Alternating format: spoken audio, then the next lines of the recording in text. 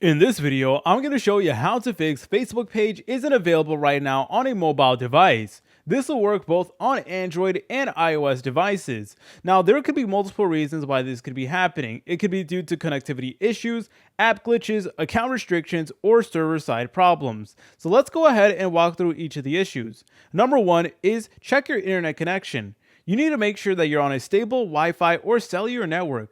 So try not to be on mobile data whenever you're doing this because that could be causing issue. Make sure that you're on Wi-Fi, not mobile data. Another thing that I recommend that you guys do just right off the bat as good practice is to actually restart the Facebook app. So if you wanted to go ahead and do that, what you would need to do is you would need to go ahead and just close out of Facebook, and then you need to go ahead and just restart it just like so. And that is basically going to refresh Facebook again. And basically you want to go ahead and try again once you've done that. Also, you want to make sure that your Facebook application is up to date, so make sure to go to the iOS App Store and just make sure you have the most recent version. Alright, so another reason why this could be happening is due to account or page restrictions. So basically, what that means is sometimes you're not able to see pages. So let's say, for example, you wanted to check out a page of someone you knew, right? And you no longer weren't able to see it. What could have happened is that they either deleted their account and you can't see their page anymore, or they blocked you. So those are all likely occurrences, guys, so please just keep that in mind. So yeah, chances are if this is somebody you know in real life and all of a sudden you can't access their account or anything like that,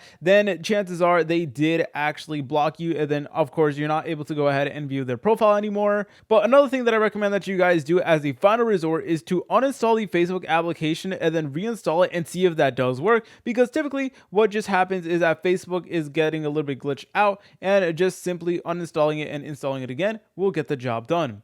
If you guys found this video helpful, make sure to leave a like and subscribe. I'll see you in the next tutorial.